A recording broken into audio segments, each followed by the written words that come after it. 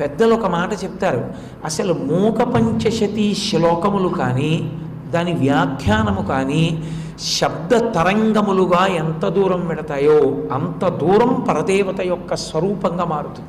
శంకరాచార్య విరచితమైనటువంటి సౌందర్యలహరి చదివితే ఎంత దూరం సౌందర్యలహరి శ్లోకము యొక్క శబ్దం వినపడుతుందో అంత దూరం శంకరాచార్యుల వారు తిరుగుతారు.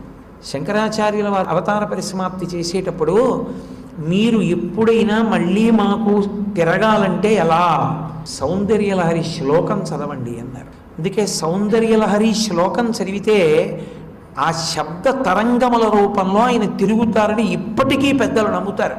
అందుకే ఇప్పటికీ శంకరాచార్యుల వారి జయంతి చేస్తే ఒక ప్రత్యేకమైనటువంటి విధానంతో చేస్తారు.